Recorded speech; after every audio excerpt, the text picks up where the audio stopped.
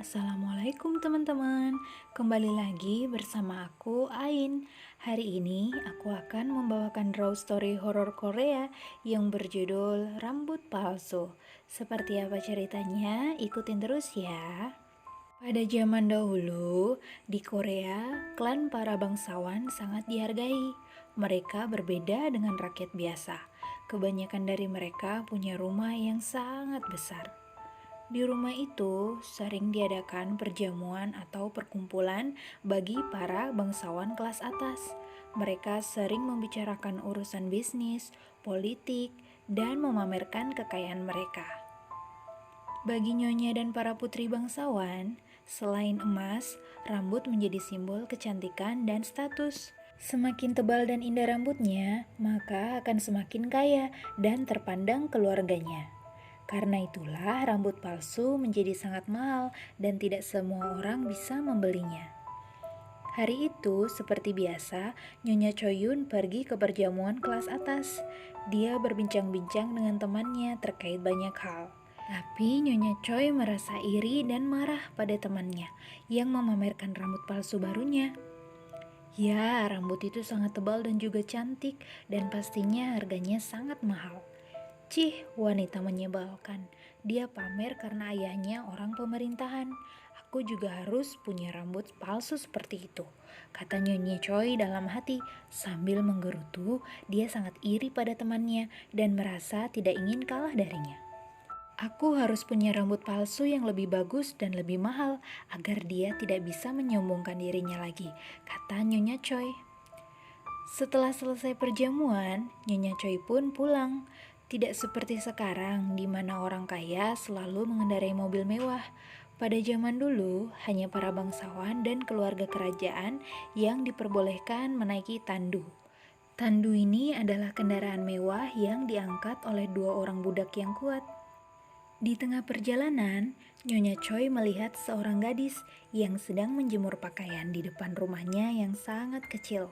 Bukan paras ataupun bajunya yang membuat Nyonya Choi meliriknya, tapi rambut gadis itu. Dia punya rambut yang sangat panjang, tebal dan berkilau, sangat indah bila tertiup angin. Aku harus mendapatkan rambut itu, berapapun harganya, kata Nyonya Choi dalam hati sambil memperhatikan gadis itu dari kejauhan. Akhirnya, Nyonya Choi pergi berkunjung dan menemui gadis itu. Dia langsung berbicara tentang apa maksud dan tujuannya. Gadis itu sangat miskin, dia pasti tidak akan menolak jika aku membeli rambutnya dengan harga yang sangat mahal. Nyonya Choi melemparkan gulungan koin emas di hadapan gadis itu. Dia terus membujuk untuk menjual rambutnya kepada Nyonya Choi. Tapi gadis itu menolak. Dia tidak bisa menjual rambutnya berapapun harga yang ditawarkan, karena rambut itu adalah hal yang paling disukai oleh kekasihnya. Mendengar penolakan gadis itu, Nyonya Choi sangat marah. Pada malam harinya, dia mengirimkan dua orang pengawalnya ke rumah gadis itu. Nyonya Choi memerintahkan kepada dua orang itu untuk mencuri rambut gadis tersebut. Bagaimanapun caranya, mereka bisa menyiksanya atau mengancamnya, tapi mereka tidak boleh sampai membunuhnya. Lalu kedua orang itu pergi ke sana. Mereka menutupi wajah dan berjalan mengendap-endap, memastikan tak ada orang yang melihat perbuatan mereka. Mereka mencoba membuka pintu yang terkunci dan berhasil. Mereka masuk untuk menjalankan tugas selanjutnya.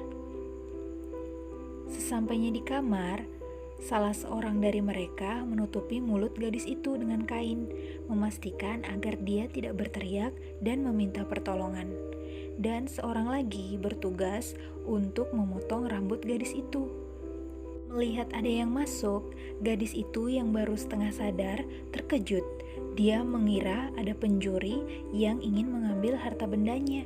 Ternyata mereka hanya memotong rambutnya. Gadis itu menangis dan sangat takut akan dibunuh. Dia diancam oleh kedua orang suruhan tersebut untuk tidak bersuara. Setelah mendapatkan rambut gadis itu, mereka bersiap pergi. Tapi ada hal yang tidak disangka terjadi. Ternyata kedua orang itu tertarik pada gadis tersebut dan mereka merencanakan sesuatu yang jahat.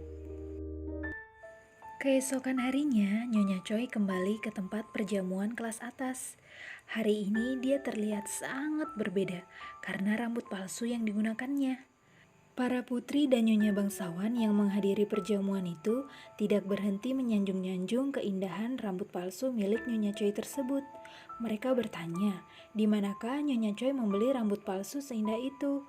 Nyonya Choi hanya tersenyum bangga dan berkata, mereka tidak akan bisa membeli rambut palsu seindah miliknya karena rambut palsu itu punya harga yang sangat mahal.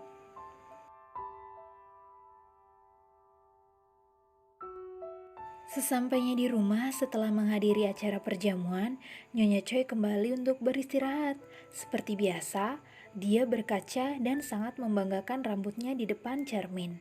Dia berkata, hahaha, pasti mereka sangat iri kepadaku. Mereka tidak akan bisa mempunyai rambut seindah milikku.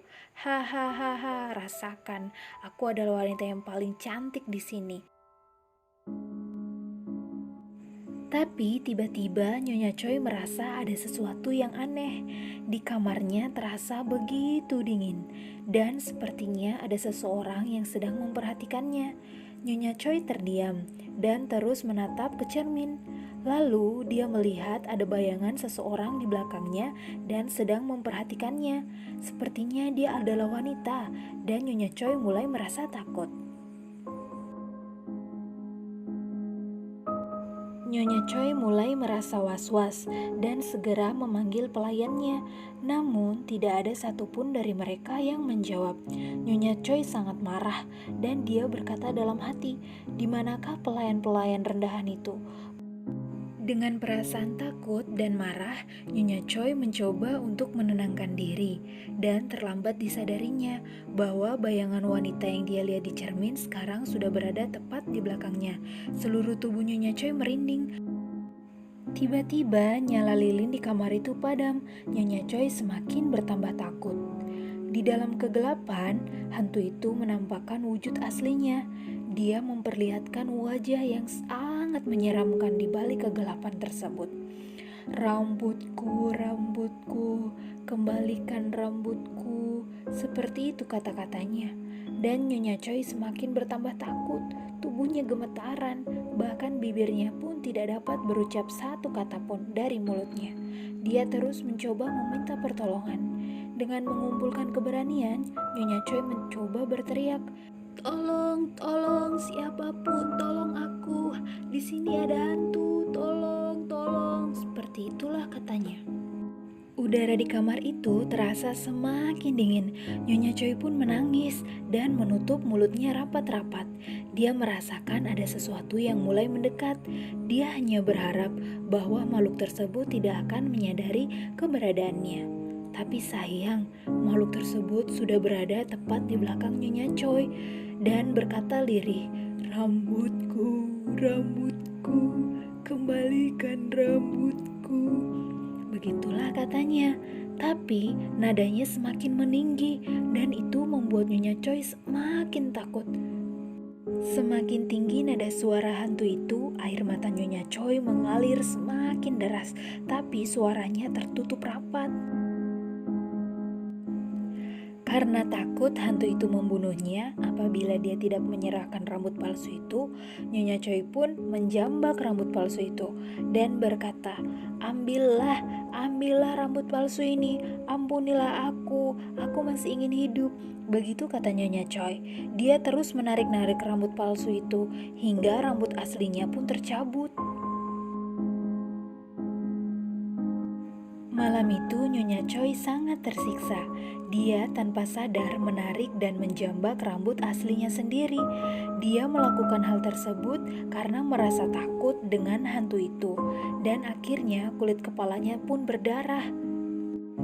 Keesokan paginya, seperti biasa pelayannya selalu datang untuk membangunkan Nyonya Choi. Tapi betapa kagetnya ia ketika dia mendapati Nyonya Choi sudah menjadi mayat dan dia tergantung oleh rambut palsu itu sendiri di kamarnya. Melihat jasad Nyonya Choi yang tergantung tak berdaya bersama dengan rambut-rambut yang jatuh di lantai, pelayan itu pun takut dan meminta pertolongan.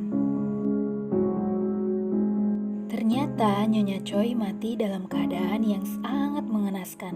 Kepalanya hampir botak karena dia menarik paksa rambut-rambutnya hingga kulit kepalanya terkelupas dan dipenuhi oleh bercak darah. Matanya seakan keluar seperti dia melihat sesuatu yang sangat menyeramkan. Dan yang paling sadis, dia tergantung oleh rambut palsunya sendiri.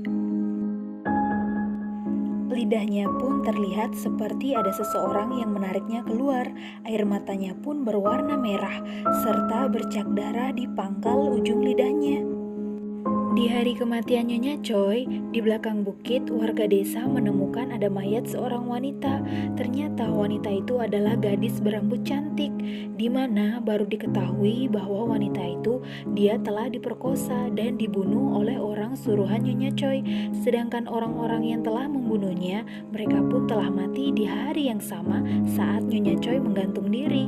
Sekian cerita dari aku teman-teman. Jangan lupa like, subscribe, comment, and share. Bye-bye.